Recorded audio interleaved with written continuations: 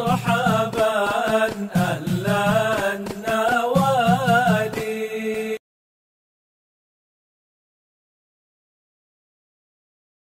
Assalamualaikum warahmatullahi wabarakatuh. Walal musannifu rahimahullah wa radiyallahu ta'ala anhu wa ardah wa nafa'ana bihi wa bi'ulumihi wa amaddana bi asrarihi wa a'adana min barakatihi fid darain. Radiyallahu ankum. Faslun babu syuruti sihhati shalah.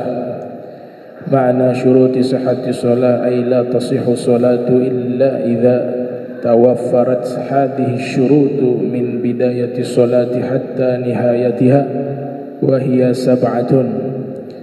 Alhamdulillah, puji syukur kehadirat Allah, salawat salam senantiasa tercurahkan kepada junjungan mulia Nabi tercinta Sayyiduna wa Maulana Muhammad sallallahu alaihi wa alihi wa barak wa sallam, beserta segenap keluarga beliau, sahabat beliau dan umat beliau.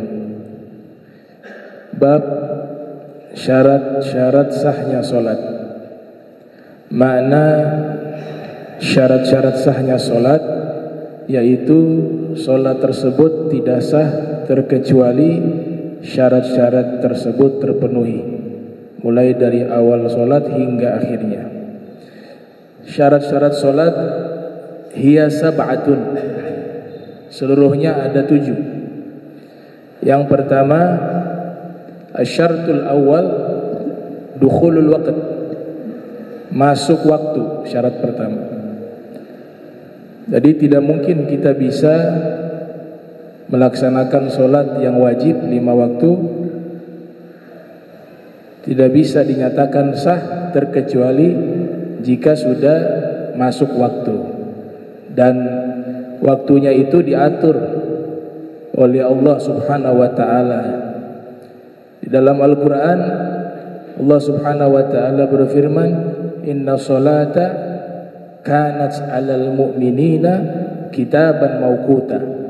Sesungguhnya salat itu telah ditetapkan bagi orang-orang beriman kitaban mauquta, yaitu ketetapan waktunya yang sudah ditetapkan oleh Allah Subhanahu wa taala.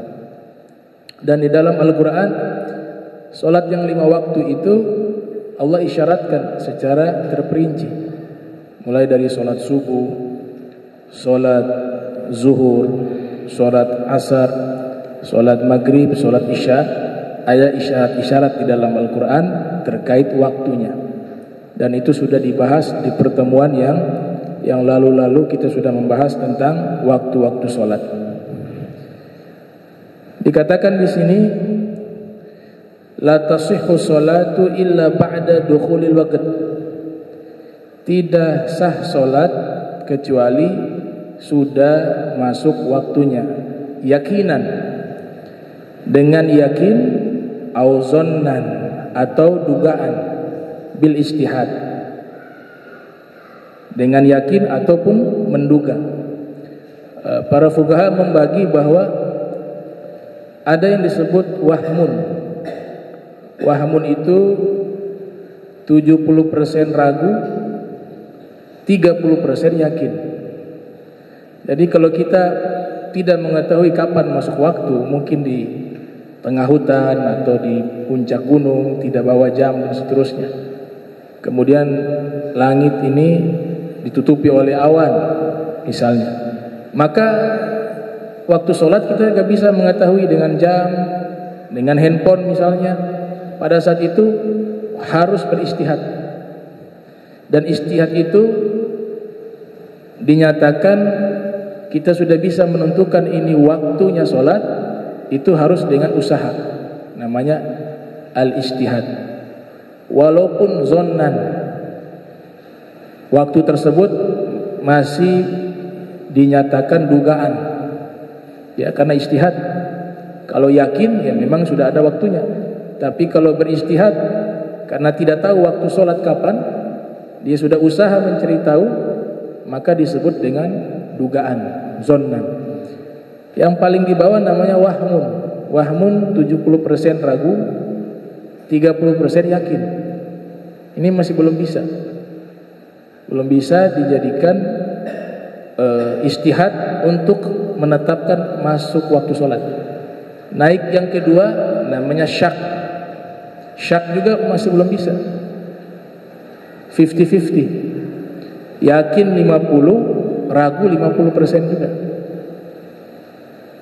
Sehingga kalau kita ini sudah masuk waktu atau belum ya, di dalam hati kita keraguan 50-50, maka belum bisa kita sholat. Kalau kita sholat dalam keadaan ragu tentang masalah waktunya, itu dinyatakan tidak sah sholatnya. Naik ke atas zon, menduga. Kalau menduga 70% yakin, 30% ragu. Nah, ini sudah boleh untuk kita lakukan sholat dengan beristihad, mencari tahu waktunya. Naik yang paling tertinggi, yakin. Kalau yakin 100% yakin, gak ada ragu. Itu al-yakin la yuzalu bisyak. Kemudian kalau maratib bisikan hati pernah dibahas, itu ada yang namanya hajis, yang paling bisikan awal di hati. Naik ke level kedua disebut khotir. Level ketiga hadithun nafs. Level keempat azmun. Level kelima niyah. Niat itu paling kuat. Maratibu ma'rifati dukhulil waqt sittah. Tingkatan-tingkatan mengetahui masuknya waktu ada 6. Jadi kita gak bisa kalau belum tahu waktu sholat langsung sholat, gak bisa. Ini keadaannya, gambarannya, ilustrasinya, kita berada di tempat yang memang jam tidak ada. Handphone juga sekarang kan mudah tuh, di handphone juga ada waktu sholat. Itu bagian daripada hal yang meyakinkan. Tapi ini tidak ada semua. Alam juga gelap, berkabut, sehingga tidak tahu nih waktu sholat sudah masuk zuhur atau belum. Maka caranya apa? Beristihad dulu baru sholat. Beristihad itu artinya berusaha mencari tahu waktu. Itu tidak bisa langsung sholat. Dan dikatakan di sini caranya itu ada 6. Yang pertama, imkanu ma'rifati yakinil waqti ghurubi syams. Memungkinkan mengetahui dengan yakin masuk waktu sholat tersebut seperti tenggelamnya matahari. Nah, tenggelamnya matahari contohnya itu sholat maghrib. Sholat maghrib itu ketika matahari tenggelam. Mungkin kalau kita posisinya di sini sulit untuk melihat, tapi yang di pinggir pesisir pantai itu kelihatan matahari itu tenggelam. Itu istihad juga. Dan lingkaran mataharinya itu tenggelam secara keseluruhan, namanya qorsu syams, bundarannya ya. Kalau bundarannya masih ada, belum masuk waktu maghrib. Bundarannya sudah tenggelam, baru tiba waktu maghrib. Nah itu kaghurubi syams. Dan waktu afdolnya sholat itu ya di awal waktu itu.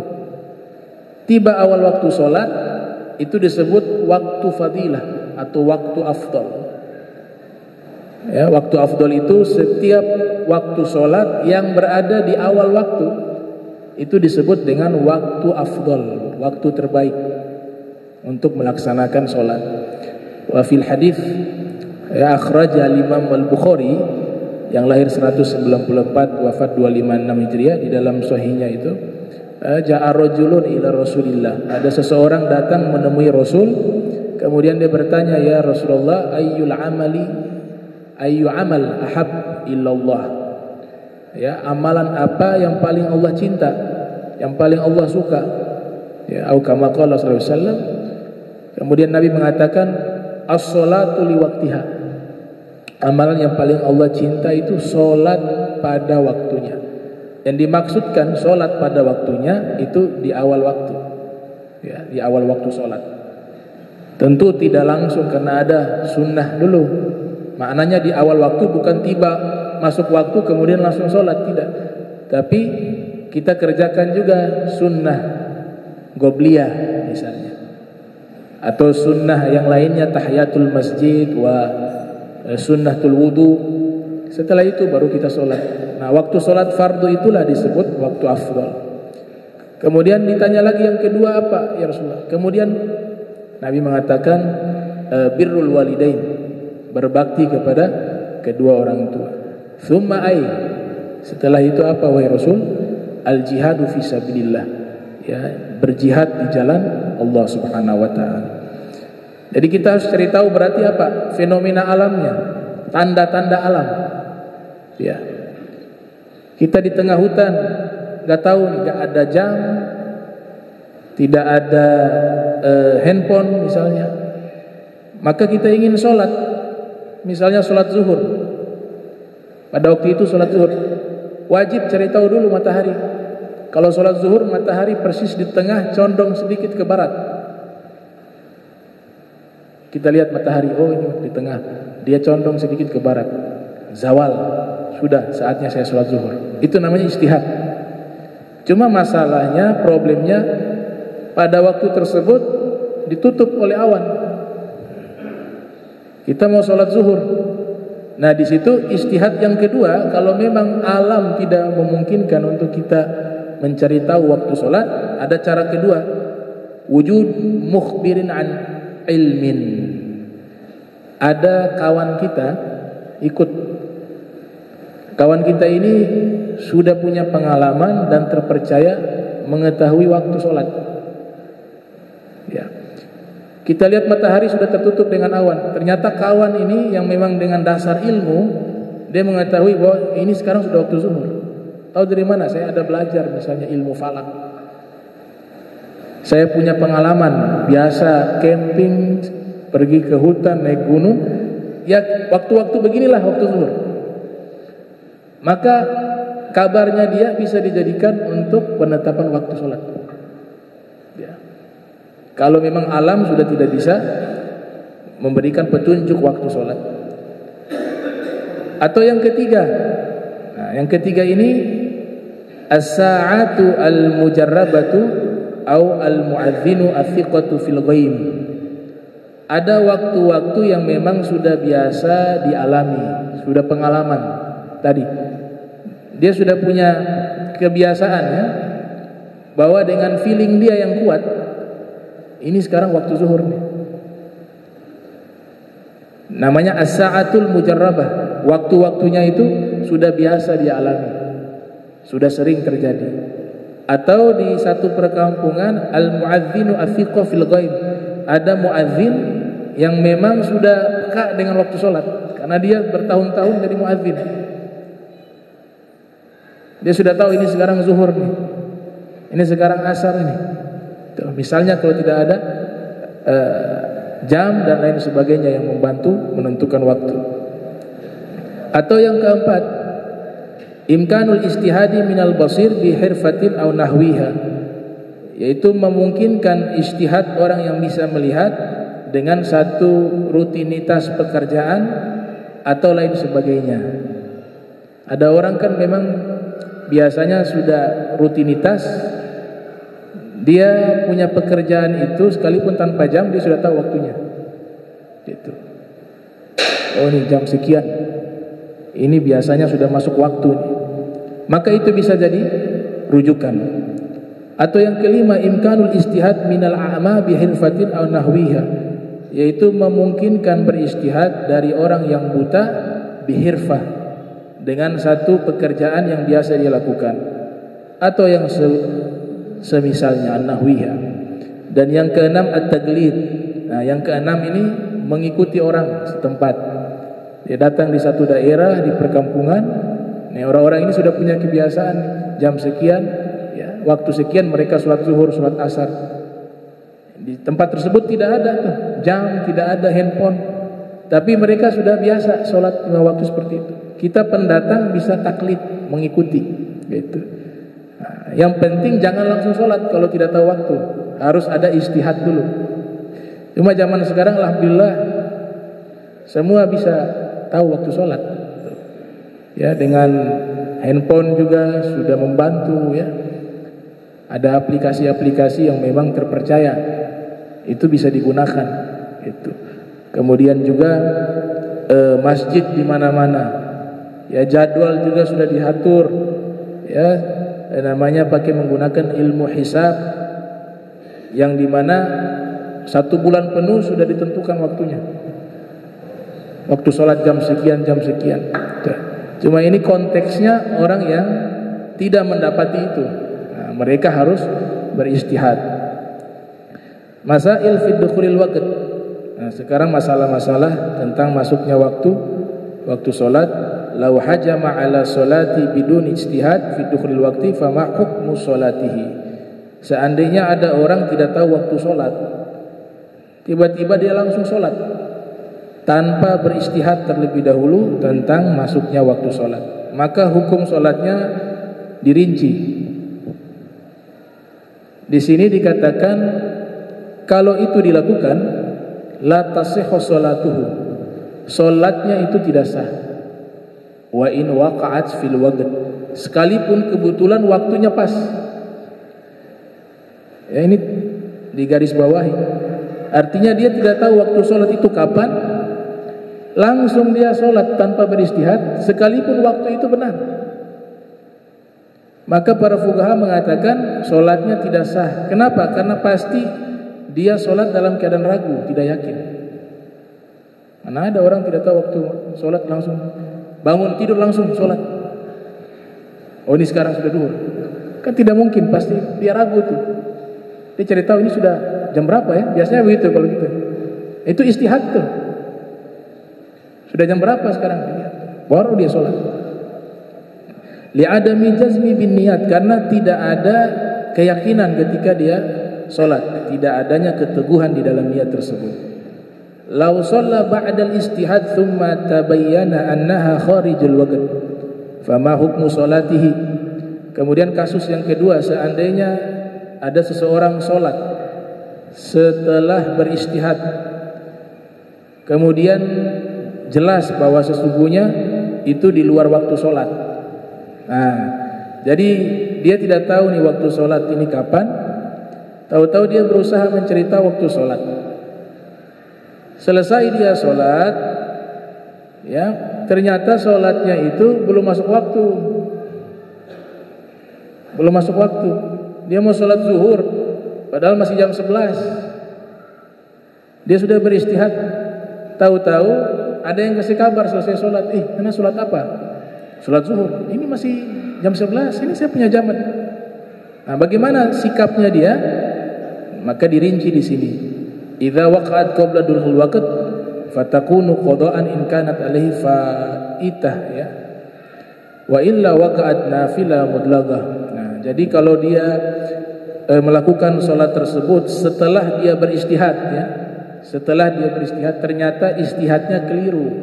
Mau melaksanakan sholat zuhur, yang tadinya sholat zuhur itu jam 1, ternyata dia beristihad, dia sholatnya jam 12. Berarti belum masuk waktu. Jamnya rusak dia.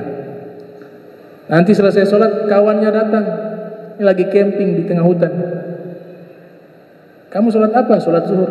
Ini masih jam 11. Berarti keliru tadi. Terus saya kira jam 1. Saya sudah beristihad, ya lihat ini matahari dan seterusnya, ternyata keliru, ya. Maka pada waktu itu bagaimana hukum sholatnya? Sholat yang dia kerjakan tadi, seandainya dia punya utang sholat, dia punya utang sholat, mungkin ada sholat zuhur yang terlewatkan, artinya dia punya hutang sholat, maka secara otomatis sholat yang dia kerjakan duhur tadi itu menjadi apa? Menjadi qadha terhadap sholat yang pernah dia tinggalkan. Jadi sholat faitah, sholat yang terlewatkan itu otomatis sudah selesai kalau dia punya hutang sholat. Kalau dia tidak punya hutang sholat, maka sholat 4 rakaat yang dia kerjakan tadi di luar waktu sholat zuhur, dipikirnya sholat waktu sholat zuhur, maka jadinya sholat sunnah, dapat pahala juga, nafilah. Setelah mengetahui waktunya bahwa sholat zuhur jam 1 dikabarkan oleh kawannya, maka dia wajib untuk sholat zuhur. Sholat yang tadi dianggap sholat sunnah. Nah itu. Tapi kalau tanpa istihad, sholatnya tidak sah. sekalipun benar waktunya. Sekalipun benar waktunya, apalagi salah. Wa idza waqa'at ba'da khurujil waqt takunu qada'an li tilka shalah. Apabila dia melakukan itu setelah masuknya waktu, maka solatnya itu menjadi qadha untuk solat tersebut.